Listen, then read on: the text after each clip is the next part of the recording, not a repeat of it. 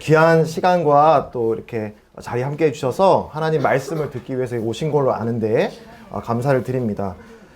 오늘 이제 주제는 보시는 것처럼 종교로부터 사귐으로라고 하는 주제를 이제 들고 여러분들과 말씀을 나누고자 합니다. 이제 오늘 본문은 요한일서 1장 1에서 4절 말씀인데 또 여기 이제 청년들도 좀 있는데 제가 알고 있기로는 요한일서를 이제 시작을 한 걸로 알고 있어요. 그래서 두 번 또 연달아 이제 똑같은 본문을 들을 수도 있게 되겠지만 같은 말씀이라도 또 다른 새로운 또 각도로 말씀을 듣는다 생각을 하시면서 또 이렇게 주의 깊게 말씀을 따라서 봐주시면 감사합니다. 네, 그 1절부터 4절은 이제 짧은 본문이라서 우리 함께 보이시는 처음 1절과 2절 말씀을 같이 읽어보도록 하겠습니다. 같이 읽겠습니다. 시작. 태초부터 있는 생명의 말씀에 관하여는 우리가 들은 바요, 눈으로 본 바요, 자세히 보고 우리의 손으로 만진 바라. 이 생명이 나타내신 바 된지라. 이 영원한 생명을 우리가 보았고 증언하여 너희에게 전하노니 이는 아버지와 함께 계시다가 나타내신 바 된 이시니라. 감사합니다. 이제 이 요한일서라고 하는 책은 이제 예수님과 가까이 있었던 제자 중에 한 사람이었던 요한이라고 한 사람이 기록한 책이었어요. 근데 이 요한일서는 우리 신앙생활, 구원받는 그런 부분뿐만 아니라 우리가 하는 모든 신앙생활에 있어서 아주 중요한 그런 본질을 말씀해주고 있는 성경책입니다. 그래서 우리가 하나님과 어떤 관계를 맺고 어떻게 그리스도인으로서 살아가는지를 말씀해주는 이런 소중한 책을 처음에 어떻게 시작을 하느냐, 이제 처음 읽었던 요한일서 1장 1에서 2절 이 두 구절에서는 가장 먼저 우리의 하나님과 관계를 맺는 첫 시작점인 복음, 이 복음이 무엇을 전하고 있는가를 말씀해주고 있어요. 그리고 이제 오늘 보게 될 나중에 뒤에 3절과 4절 두 구절에서는 그럼 이렇게 우리에게 전해진 복음은 무엇을 위해서, 무슨 목적으로 우리에게 전해졌는가를 말씀해주고 있는데, 먼저 이제 한 구절 한 구절 이렇게 살펴보면서 우리가 항상 듣는 복음이 있지 않습니까? 요한은 이제 이 복음이 무엇을 말하고 있는가라고 하고 있는지 한번 살펴보도록 하겠습니다.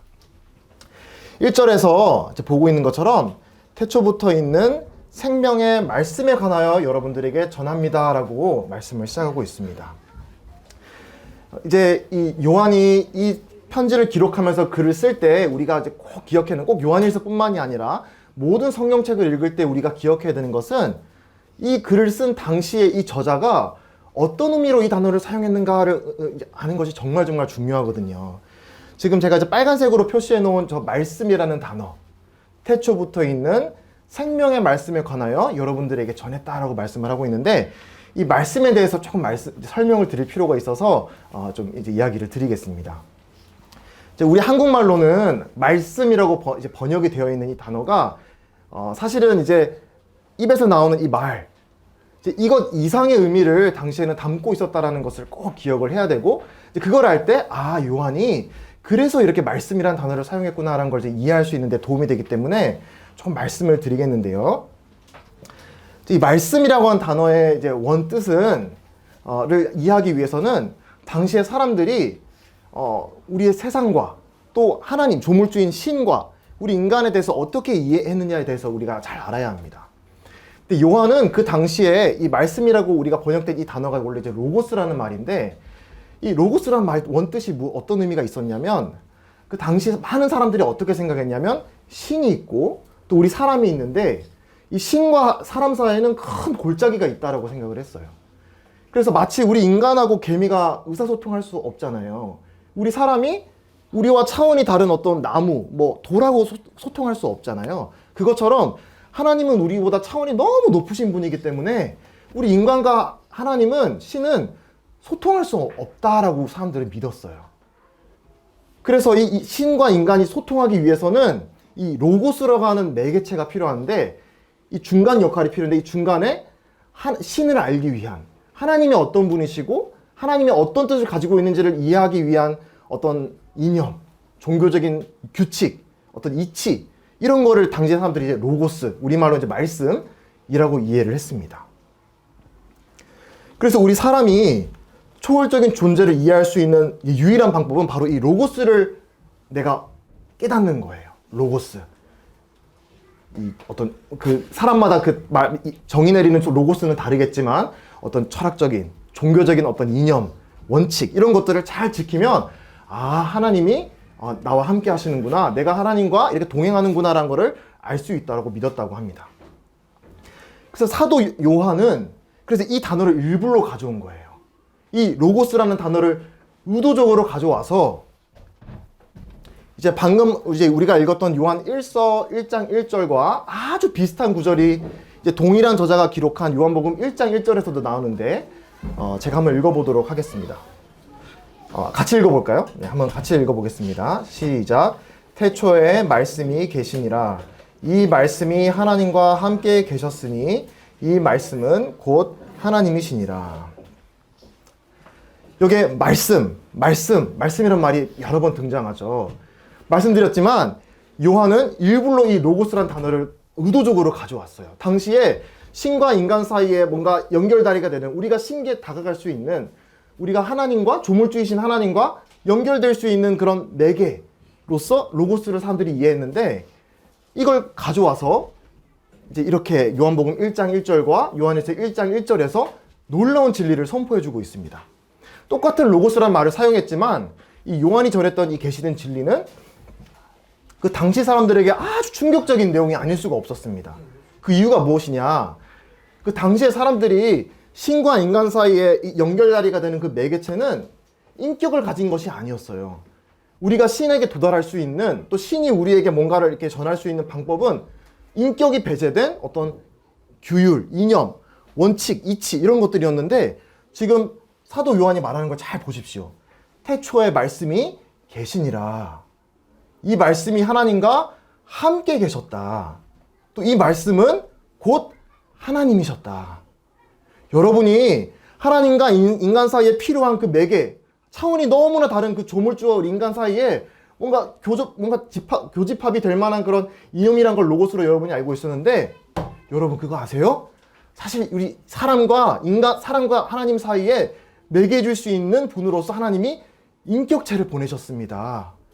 말씀이 계셨고 하나님과 함께 계신 그 로고스셨고, 그 로고스는 곧 하나님이셨습니다 라는 말씀을 전했습니다.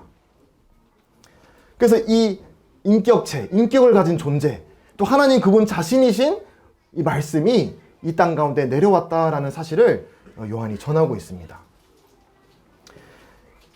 이 사실은 이제 우리가 신앙생활, 복음을 듣고 구원을 받는다, 신앙생활을 한다, 기독교를 믿는다라고 했을 때 아주 중요한 진리를 우리에게 말씀을 해주고 있는데, 그 이유가 무엇이냐? 우리 믿는 성도들을 비롯해서 많은 사람들이 우리 기독교 신앙, 우리 성경을 믿는다라고 하는 그 믿음에 대해서 가지고 있는 큰 오해 가운데 하나가 무엇이냐? 우리의 믿음의 대상을 우리는 너무나 쉽게 인격체가 아닌 다른 거에 두기를 쉬운 것 같아요. 하나님께서 나와 관계를 맺고 나와 함께 교제하자라고 우리의 중간 역할을 하시는 이제 예수 그리스도를 우리에게 보내셨는데, 우리는 그 예수 그리스도라는 분에게 우리의 믿음을 두기보다는 그 인격이 배제된 어떤 원칙, 기준, 나만의 어떤 신념, 이런 것들을 통해서 내가 하나님 앞에서 조금 더 잘난 사람이 될 수 있겠구나, 내가 이걸 통해서 하나님께 조금 더 기쁨이 될 수 있겠구나, 내가 이걸 만족시키면 내가 크리스천다운 삶을 살 수 있겠구나라고 오해를 한다는 것입니다. 그래서 조금 이제 교회를 출석을 잘하고 11조를 잘 드리고 선행을 하고 그런 것들이 나쁜 건 아닙니다만, 그런 것들을 잘하고 내 옆에 있는 형제 자매들보다 조금 더 잘 살면 뭔가 내가 좋은 크리스천이 되고, 나 이제 하나님의 자녀 된 것 같아, 하나님이 이제 이 정도면 나를 이제 크리스천으로 인정해 줄 수 있을 만할 것 같아 라고 느낌이 들어요. 느낌에 의지하는 거죠. 근데 내 삶이 뭔가 또 망가져요. 내가 세워놓은, 그리고 교회에서 이렇게 살라고 했던 것들을 못 지켜요. 그런 신념에 부합한 삶을 살지 못해요. 그러면 나는 크리스천이 되지 못한 것보다 아직 멀었나 보다, 나는 아직 멀었어, 하나님께 내가 떳떳하게 설 수 있을 만한 사람이 아직 안 된 것 같아, 그렇게 생각을 한다는 것입니다. 하지만 분명히 말씀드리지만 하나님께서는 하나님과 우리 사람 사이에 우리가 관계를 맺기 위해서 보내신 그 매개자, 그 매개체로서 보내신 분은 그런 인격이 배제된 이념, 규율, 원칙, 기준 이런 것들이 아니라 바로 인격을 지니신 예수 그리스도셨다라는 것을 꼭 기억해야 합니다. 제가 이제 이 부분을 깊이 또 이렇게 많이 마음에 이제 받았던 이유가 무엇이냐면, 저도 이제 부모님이 크리스천이시거든요. 그래서 제가 어릴 때 태어날 때부터 부모님이 교회 다니시고 복음을 많이 들었습니다. 그래서 어릴 때부터 하나님이란 말 많이 들었고, 뭐 천지창조, 노아의 홍수, 예수님, 십자가, 죄, 천국 이런 말들을 많이 들어왔습니다. 근데 충격적이게도 제가 하나님을 살아계신 분으로서, 진짜 살아있는 분으로서 대면하고 그분에게 말을 건넨 거, 그게 처음으로 그렇게 한 게 고등학교 3학년 때 처음 했었어요. 그게 교회 오래 다닌 거랑 또 성경 지식을 많이 하는 거랑 내가 하나님을 살아계신 인격체로 대면해서 대화하고 만나는 거랑은 완전히 다른 문제예요. 교회 열심히 나오고 뭐 성경 열심히 읽는 거 좋은 일입니다. 하지만 그런 일들을 열심히 하면서 내가 하나님을 살아계신 분으로 내가 인식하지 못하고 있을 수도 있다라는 것입니다. 특히 저같이 오랫동안 교회 다닌 사람은 그냥 내가 알고 있으니까 내가 하나님을 알고 있다라고 착각할 수 있어요. 근데 우리는 이제 정말 중요한 것이 하나님을 살아계신 분으로서 그 영이신 하나님을 인식하고 그분께 대면하는 것이 우리 특히 이제 복음의 신앙에서는 너무나 중요한 일이다라는 사실을 말씀드리고자 합니다. 그래서 어떻게 보면 우리가 하나님을 살아계신, 또 우리 예수님을 살아계신 인격체로 인식하고 그분께 말한다는 것은, 대화한다는 것은 아주 어려운 일이에요. 여러분이 아무리 교회에 오래 다녔다고 해도, 아무리 성경 지식이 많다 해도 하나님을 살아계신 분으로 내가 인지하고 그분과 대면한다는 것은 어려운 일입니다. 아니, 어려운 일이 아니라 불가능한 일입니다. 성경에서는 분명히 우리가 죄와 허물로 죽은 사람들이라고 진단하고 있거든요. 그 죄와 허물로 죽었다라고 하는 말의 의미가 무엇인가 했을 때, 우리 지금 살아 숨쉬고 움직이잖아요. 안 죽었잖아요. 근데 성경에서 말하는 우리가 죄와 허물로 죽었다라고 하는 거는 우리가 영이신 하나님과 교감하면서 그분을 살아계신 분으로 인식하고 깨닫고 그분의 말이 들었을 때 하나님의 음성으로 들려지고, 또 그분의 말씀이 깊이 공감이 되고 믿어지고, 또 그분을 사랑하게 되고 의지하게 되고, 이런 것들을 할 수 있는 능력이 내 안에 제로, 아무것도 없다라고 하는 말을 허물과 죄로 죽은 사람들이라고 말씀해주고 있는 것입니다. 지난주에 복음을 전해주신 형제님의 표현을 빌리자면 우리는 영적으로 파산한 사람들이다 라고 성경은 분명히 말씀해주고 있습니다.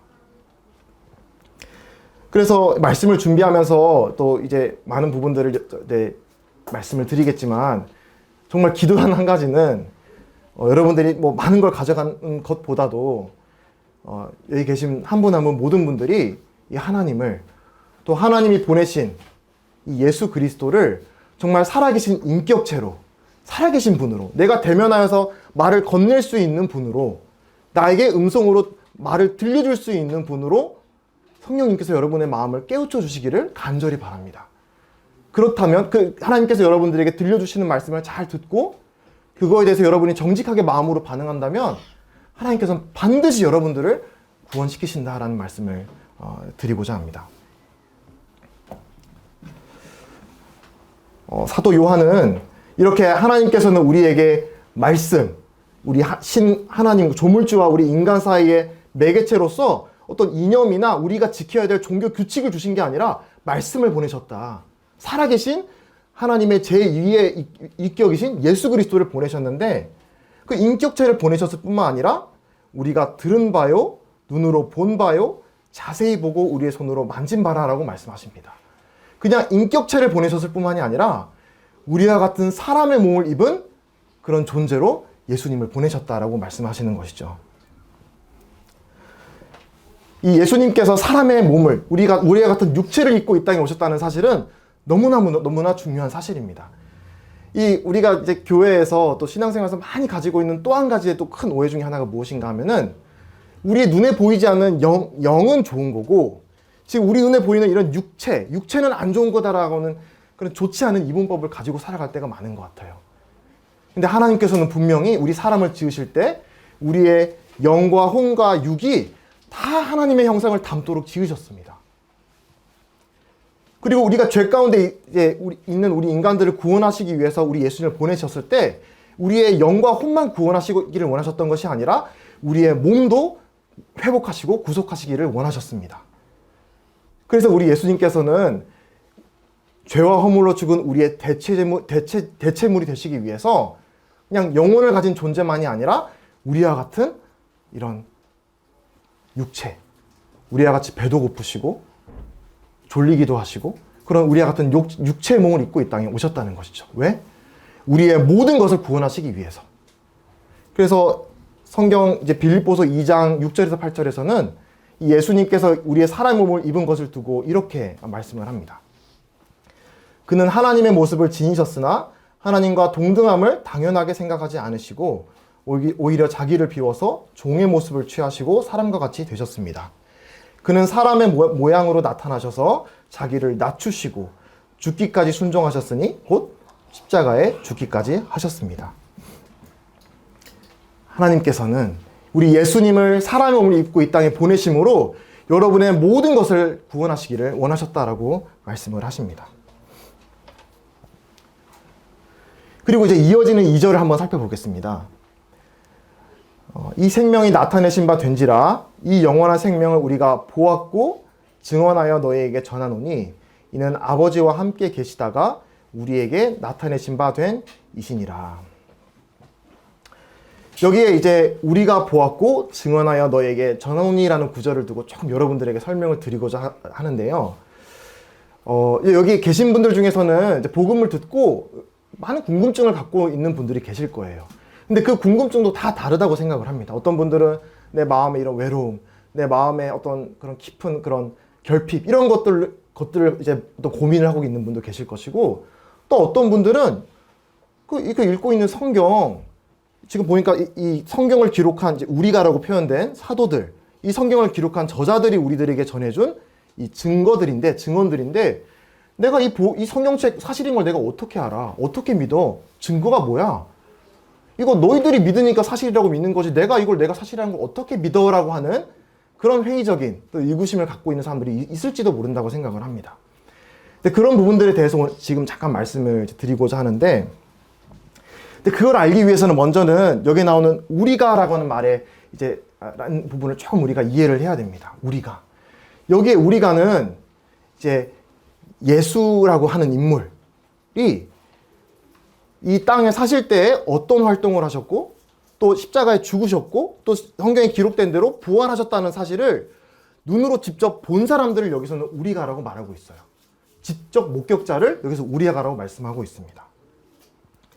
그래서 이 목격자들은 예수님이 이제 선택하신 12제자뿐만이 아니라 그 고린도전서 15장에 나오는 말씀처럼 부활 후에 40여일 동안 함께 지내면서 500여 형제, 500여 명이 넘는 제자들에게 보이셨다라고 말씀을 하세요. 그래서 그 500명이 넘는 예수님의 부활한 모습을 직접 본 목격자들, 그리고 그 이후에 또 담배색 도상에서 부활하신 예수님의 모습을 직접 본 사도 바울, 이와 같은 사람들을 여기서 사도들, 우리가라고 이제 우리가 이해할 수 있는데, 근데 우리가 이제 이 성경책이 증거를 내놔라, 내가 예수님이 진짜였고 이 죽음과 부활이 사실이라는 것을 내 눈으로 보여줘, 내가 믿게 해줘 라고 이렇게 요구하시는 분들이 있는데, 우리가 잘 아셔야 되는 거는 이 기록물이 이 성경이 기록된 당시에는 오늘날과 같이 CCTV라던가 블랙박스라던가 아니면 어떤 의료 전문기관에서 이렇게 제출해주는 의료 기록물이 없었습니다. 그러니까 그런 걸 내놓으면 내가 믿겠다라고 말하는 거는 그러니까 어불성설인 것이죠. 이 당시에 예수님이 살던 당시에 모든 우리가 사실이라고 믿는 역사적인 인물들, 사건들이 어떻게 우리가 역사적인 사실로 받아들여지게 됐냐? 바로 그 인물과 사건을 직접 눈으로 목격한 사람들의 증언. 근데 그 증언이 일관성이 있고, 그리고 조화롭게 일치하게 될 때, 여기서 말하고 있는 사람들이 증언하는 이 역사적인 인물과 기록이 사실이구나라는 것을 우리가 받아들이는 거예요. 그리고 사람들이 이제 연구를 해보니까 우리가 사실이라고 믿는 세종대왕, 이순신 장군, 호머, 헤로도토스, 우리가 그냥 세계사에서 배우는 그런 역사적인 인물들 있지 않습니까? 그냥 사실이라고. 이 사람이 이렇게 살았구나. 펠로폰네소스 전쟁사가 이렇게 일어났구나. 이런 것들을 우리가 책을 보고 읽는데 그런 책들이 다 어떻게 수집이 되고 보존이 되느냐? 증인들을 통해서 됐다는 것이죠. 증인. 그래서 증인이라는 것이 특히 우리 옛날에 있었던 책들이 기록된 거에 대해서는 굉장히 중요한 거예요. 증인들이 어떻게 증언하였는가. 근데 그 우리가 사실이라고 믿는 세종대왕, 이수진 장군, 또 이런 세계사에 나오는 인물들에 대한 뒷받침되는 그런 증언의 수보다 이 예수님의 십자가와 부활에 증언하는, 그것도 일관되고 이 모순 없이 일치된 그런 증언을 하고 있는 증거가 훨씬 더 많은데도 이 사람들은 믿지 못하는 거예요. 받아들이지 못합니다. 이게 역사적인 사실이라는 사실을. 그래서 이와 같은 이제 우리가 보았고 증언하여 너에게 전하였다. 이 성경은 그냥 누가 그냥 어떤 만들어낸 그런 소설책이 아니라 역사에 기반하여서 역사적으로 일어난 일을 기록한 일이거든요. 기록서거든요. 그럼 이걸 우리가 어떻게 믿을 수 있느냐? 이것을 전한 증인들의 신빙성을 우리가 보아야 되는 것입니다. 그래서 얼마나 많은 사람들이 일관되고 조화롭게 일치하는 증언을 하고 있느냐. 이게 이제 이 역사적인 기록을 우리가 받아들일 수 있냐 없냐를 가르는 판별법이라고 하는 것입니다. 그래서 여기서 말씀하고 있듯이 이 사도들의 증언, 우리의 증언, 이 예수님을 직접 목격하고 예수님이 십자가에 죽으시고 부활하셨다는 것을 직접 목격하고 전했던 이 사도들의 증언이 왜 이 당시에 그리고 오늘날까지 힘있게 전해질 수 있느냐, 그 믿을 수 있는 근거가 어디에 있느냐, 이거를 이제 세 가지 정도로 말씀을 드리겠습니다. 지금 제가 말씀드린 이런 부분이 이제 기독교 변증이라고 하는 부분이거든요. 이런 역사적인 사실이라는 것을 믿지 않은 사람들에게 잘 설명해주고 있는 부분을 그런 방식인데, 오늘은 그거를 이제 중점적으로 하는 시간은 아니기 때문에 짧게 우리는 왜 그러면 우리가 보았고 증언하여 너에게 전하노니, 이 사도들을 통해 전해진 이 성경을 어떻게 믿을 수 있냐라는 그 근거 세 가지를 말씀을 드리겠습니다. 첫 번째는 이제 이 사복음서, 마태, 마가, 누가, 요한, 이 네 명의 증인들 뿐만이 아니라 아까 말씀드렸다시피 500여 명이 넘는 증인들이 있었습니다. 우리는 성경책이 지금 한 권으로 들고 다니니까 이게 마치 그냥 누가 짜고 입을 맞춰서 한 시대에 한 번에 출판사가 낸 거라고 생각하는데 그게 아니거든요. 1500여 년에 걸쳐서 40명이 넘는 다른 문화권에서 다른 언어를 쓰는 다 다른 상황에 있던 사람들이 썼던 책인데, 나중에 보니까 마치 한 사람에 의해서 쓰여진 것처럼 기록된 책이다 해서 지금 우리가 한 권으로 모아서 성경책이다라고 읽고 있는 것입니다. 그래서 마태, 마가, 누가, 요한도 4명의 다른 사람이 그들이 직접 목격한 예수 그리스도의 이 땅에서의 사역, 그리고 죽으심, 부활에 대해서 기록한 기록물입니다. 근데 놀랍게도 이 사복음서는 이 모순됨 없이 정확히 일치하고 서로가 조화를 이룹니다. 근데 이 사복음서뿐만이 아니라 그 당대에 있던 여러 가지 나누었던 편지의 기록물들을 보면은 그 예수님을 부활한 모습을 직접 목격한 500명이 넘는 형제 자매들이 있었어요. 그래서 예수님이 부활하셨는데 이런 부분은 어떻게 된 거야? 라고 궁금증이 생기면 그 옆 동네에 있는 그 형제한테 가서 물어봐. 그 사람 봤어. 그 사람이 말해줄 거야. 저게 저 마을에 사는 저 형제 자매한테 직접 물어봐. 그 사람들이 보고 예수님한테 직접 보고 들은 걸 너한테 얘기해 줄 거야. 이와 같이 예수님을 직접 목격하고 그분과 대화한 사람들이 있었다는 것이죠. 그리고 그들의 증언이 모순 없이 일치되고 일관되었다라고 하는 사실이 우리가 이 사도들의 증언을 믿을 수 있는 첫 번째 근거입니다.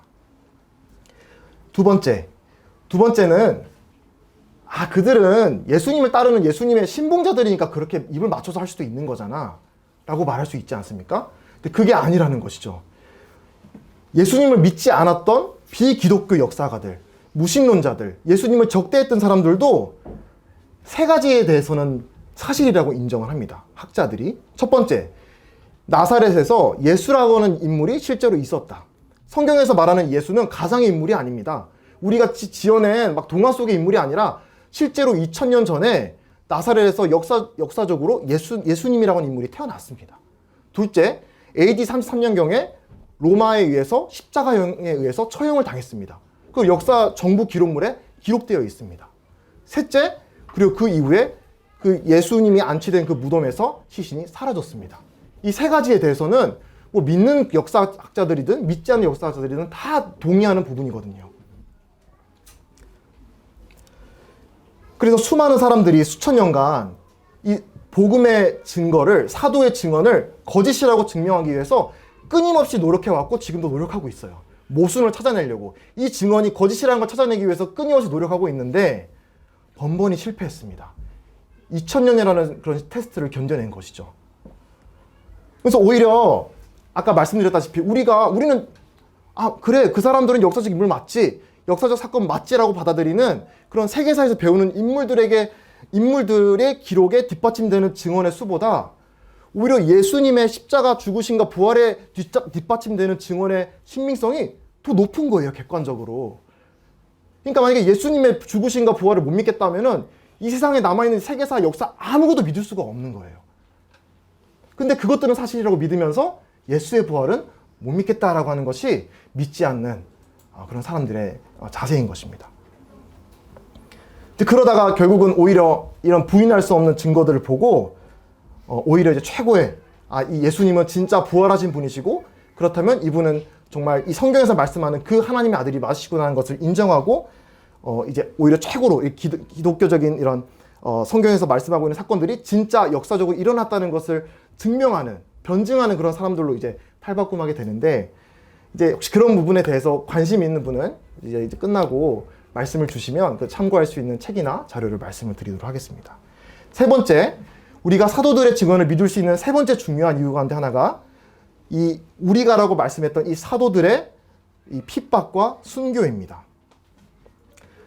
오늘날처럼 기독교가 옛날 2000년 전에 처음 시작됐을 때 기독교가 뭐 전 세계 3대 종교라고 생각해서는 안 됩니다. 오늘날에는 큰 종교잖아요, 기독교라는 것이. 근데 이게 처음 시작했을 때는 그런 것이 아니었어요. 아주 그 유다의 변방 중에 변방인 나사렛의 시골 마을에서 이 예수라고 하는 한 젊은 청년이 나타나고 이 예수님을 쫓는 또 그 나사렛 출신의, 갈릴리 출신의 어부들, 세리들, 사회에서 정말 이렇게 형편없는 보잘것없는 사람들 같은 그 젊은이들로부터 시작된 것이 바로 이 기독교였습니다. 근데 이 제자들은 정말 예수님의 말씀을 물론 쫓아다녔지만 너무나 많이 실패하고 허점투성이었고 또 심지어 본인들이 스승이라고 보시는 예수님이 십자가에 달리실 때 그 예수님을 버려두고 다 도망갔거든요. 근데 이런 겁쟁이였던 이 증인들이, 우리들이 어느 순간 갑자기 바뀌게 됩니다. 어느 순간. 스승의 죽음을 앞에 두고 도망갔던 제자들이 갑자기 목숨을 걸고 나의 안전과 이해관계 다 버려두고 모든 위협을 감수하면서 복음을 전하는 증인으로 갑자기 바뀌게 돼요. 근데 그 기점이 언제냐면 성경에서 기록하고 있는 예수님의 부활 사건을 기점으로 그렇게 바뀌기 시작합니다. 그래서 목숨을 걸고 복음을 전했다고 하는데 진짜 목숨을 걸었어요.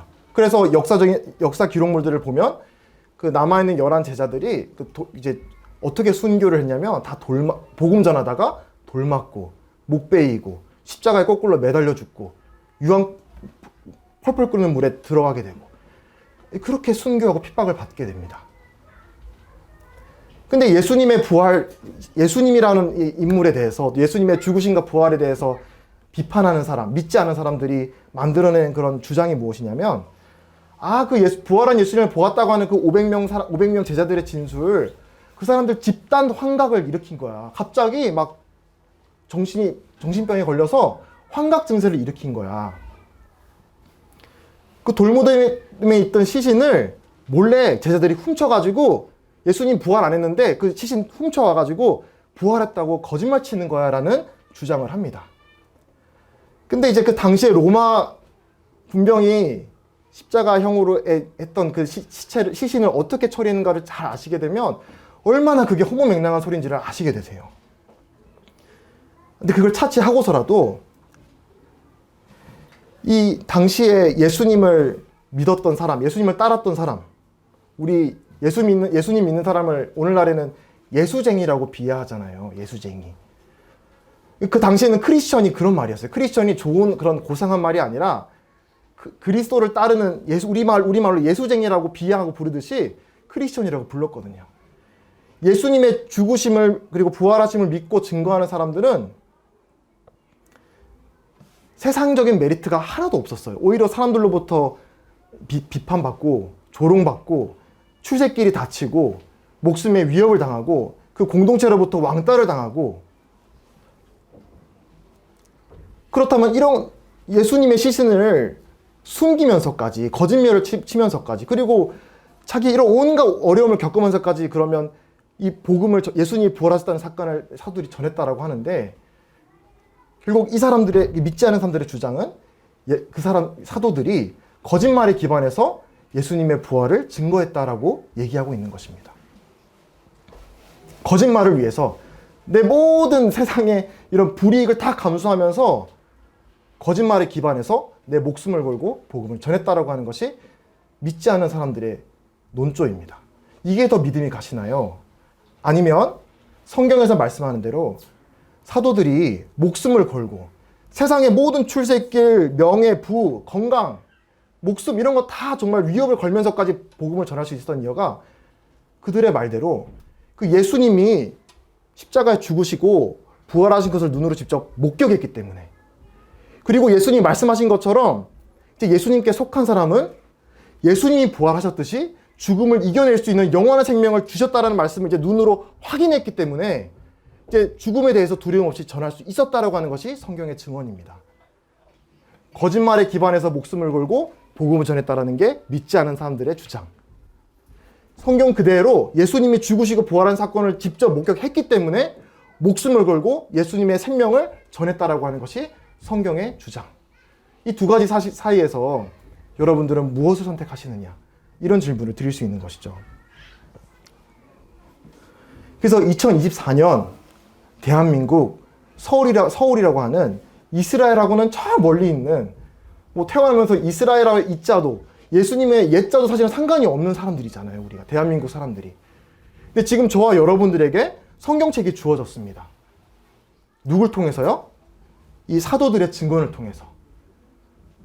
이스라엘에서 2000년 전에 거짓에 기반해서 퍼진 증언, 루머가 2023년 저와 여러분에게 수많은 그 순교자, 여러분들의 복음 전할 때 성도님들이 겪었던 핍박과 박해, 이런 것들로 지금 복음이 전해지고 있는 거거든요. 이게 거짓을 통해서 여러분들에게 지금 복음 전할 수 있다라고 생각을 하시나요? 아닙니다. 이 복음이 지금 저와 여러분에게까지 전해진 이유는 예수님이 정말 역사적으로 죽으시고 부활하셨기 때문에, 그 증언이 믿을만 하기 때문에 2000년의 그 테스트를 버티고 세계에서 가장 영향력이 있는 책으로서, 모든 사람이 이걸 믿든 믿지 않든 가장 저와 여러분에게 영향이 있는 책으로서 우리에게 복음이 전해진 것입니다. 그래서 아까 이제 말씀드린 2절의 말씀 구절을 이제 어느 한 성경 교사는 이렇게 또 다시 바꾸어서 해석을 했습니다. 우리는 그것을 똑똑히 보았습니다. 이제 우리가 목격한 것을 여러분에게 과장 없이 있는 그대로 말씀드리겠습니다.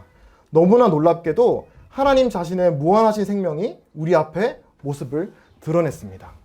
지금 저와 믿는 성도님들이 여러분들에게 전하는 복음이 바로 이렇게 전해진 복음인 것입니다.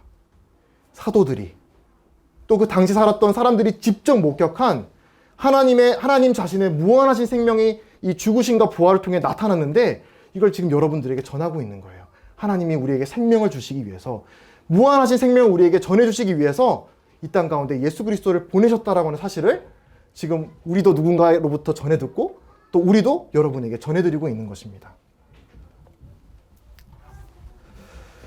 그리고 이제 요한일서 1장 3절과 4절은 이제 복음의 목적에 대해서 말씀합니다. 이렇게 피를 담보로 두고 목숨을 걸고 모든 핍박과 박해를 감내하면서 정말 일어난 사실이기 때문에 우리가 만져보고 정말 기대어보고 들어보고 만져본 그 예수 그리스도의 죽으심과 부활을 이제 여러분들에게 전해드리고 있는데, 그 목적이 무엇이냐라는 것을 3절과 4절에서 말씀해주고 있습니다. 3절을 이제 함께 읽어보도록 하겠습니다. 함께 읽겠습니다. 시작. 우리가 보고 들은 바를 너희에게도 전함은 우리와 사귐이 있게 하려 함이니, 우리의 사귐은 아버지와 그의 아들 예수 그리스도와 더불어 누림이라. 이거는 사도들이 그 당시에 이 편지를 읽고 있던 독자들에게 복음을 전했던, 예수님에 대해서 증거하였던 목적인 동시에 지금 또 여기에 있는 그 복음을 전하시는 형제님들, 가족들이 여러분들에게 복음을 전하는 목적이기도 합니다. 왜? 저와 여러분이 아버지와 그 아들 예수 그리스도와 안에서 함께 사귐을 갖기 위해서, 사귐을 갖게 하기 위해서. 사귐이란 말은 참 좋은 말입니다. 사귐, 친밀한 관계라는 의미죠. 친밀한 관계, 친밀한 교제. 근데 이 요한이 말하고 있는 사귐이라고 하는 말 안에는 이제 두 가지 측면이 있는데요. 이 두 가지 측면을 좀 알기 쉽게 말씀을 드리겠습니다. 이 하나님과 우리 사이에 누리게 되는 이 사귐 안에는 두 가지 관계를 말씀해 주고, 이제 첫 번째는 하나님이 우리를 얼마나 친밀한 사귐 가운데로 우리를 부르셨느냐.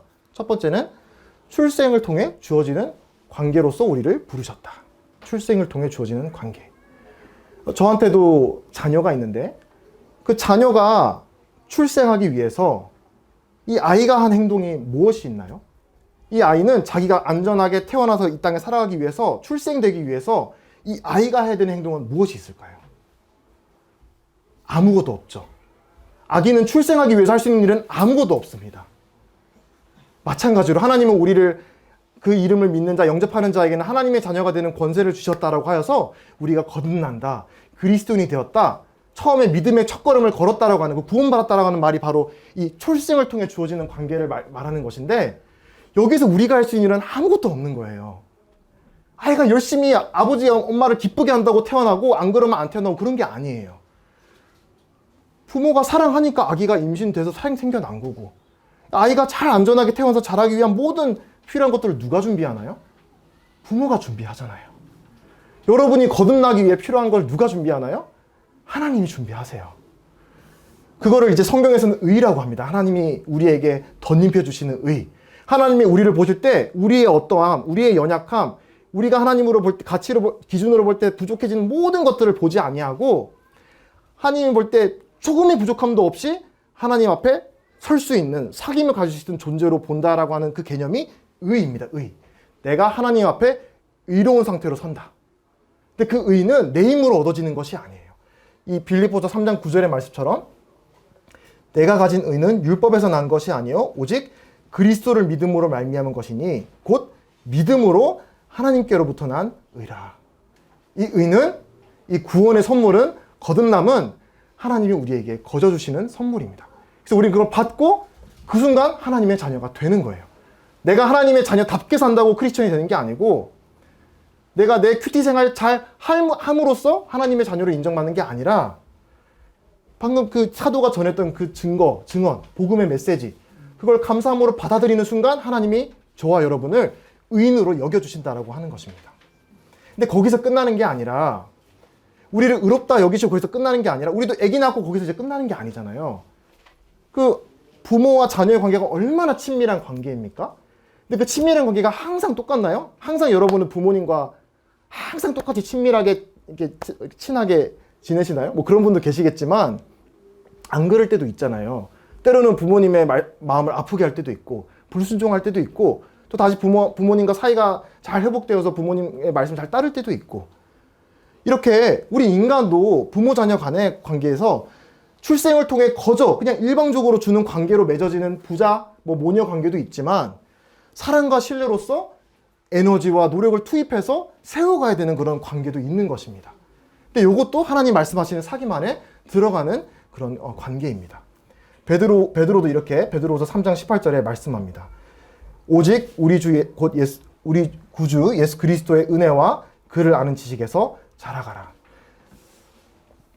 우리는 딱 구원받고 나서 완전 성인이 되고 완전해지고 하는 것이 아니라, 이제 그때부터 믿음의 여정이 시작되는 거예요.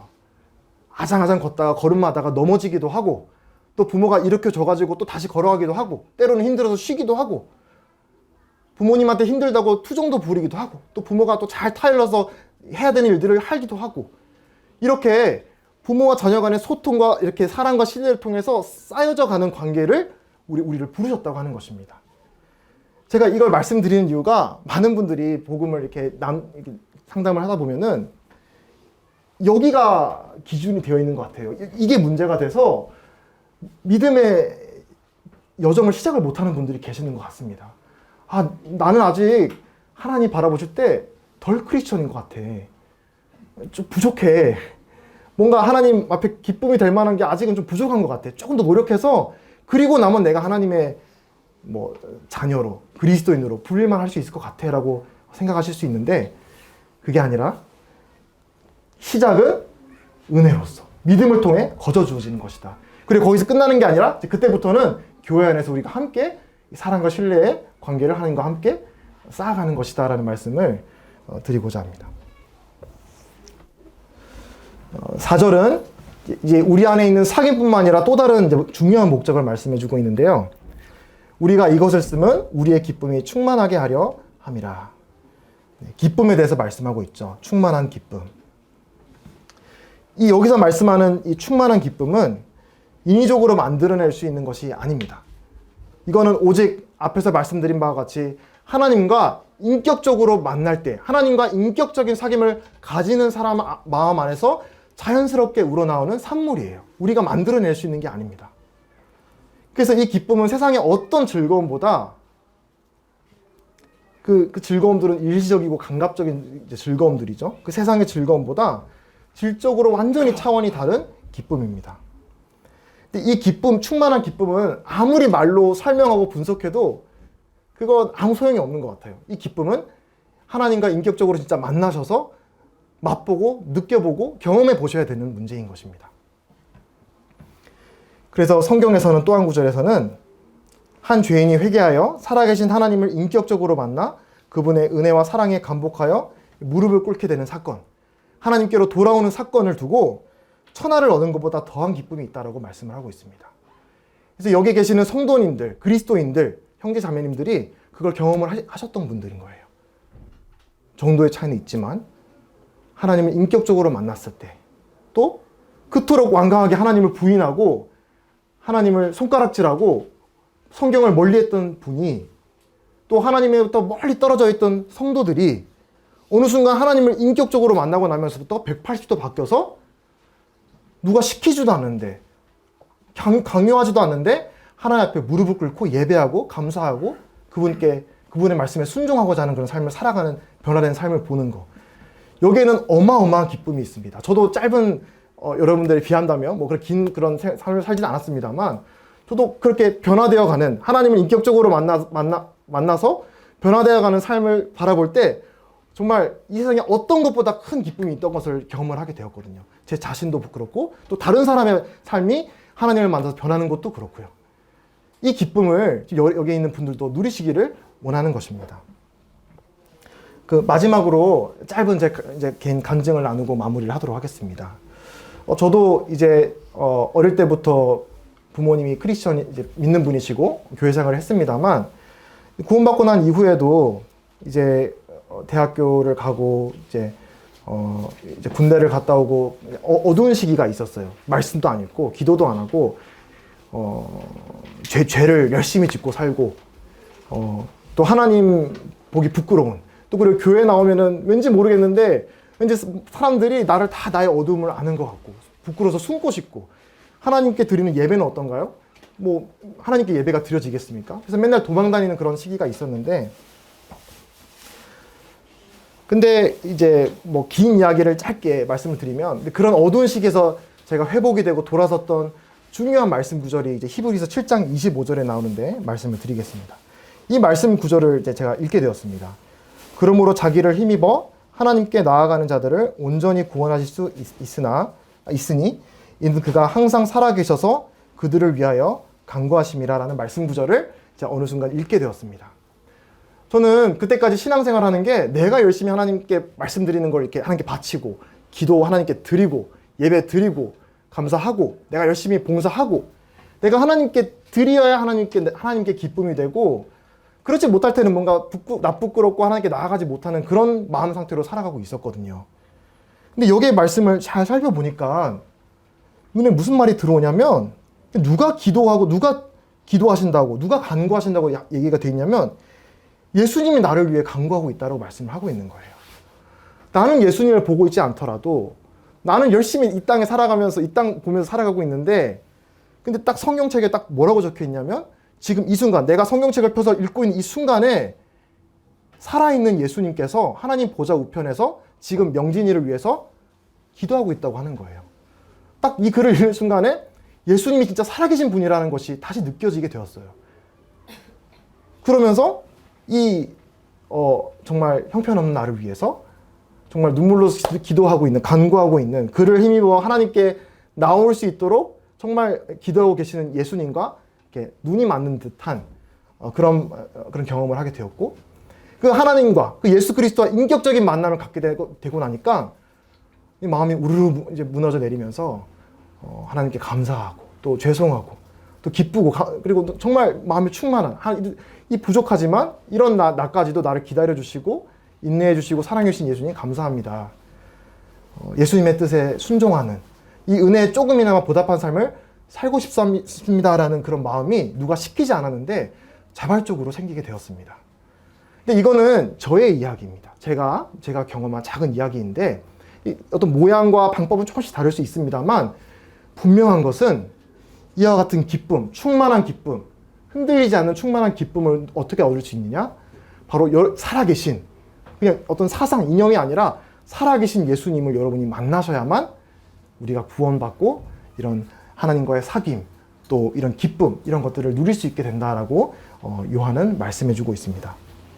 그래서 이제 이 시간뿐만 아니라 여러분이 개인적으로 다른 외부적인 이런 뭐 소음이라던가 사람들의 방해되지 않는 그런 조용한 장소에서 조용한 시간에 하나님을, 예수님을 아직 한 번도 그래 보신 적이 없다면 살아있는 분으로 한번 생각하시면서 말을 한번 건네보세요. 하나님, 예수님, 저에게 이런 문제가 있습니다. 말씀해 주세요. 제 마음에 말씀해 주세요. 라고 한번 하나님께 기도드리고 또 말씀을 하나님 지금 나에게 말씀하신다라고 인식하시면서 읽어보시기를 권합니다. 그럼 반드시 하나님께서 여러분들에게 가장 적합한 또 필요한 은혜의 말씀을 또 주시리라고 생각을 합니다. 네, 그럼 기도하고 마치도록 하겠습니다.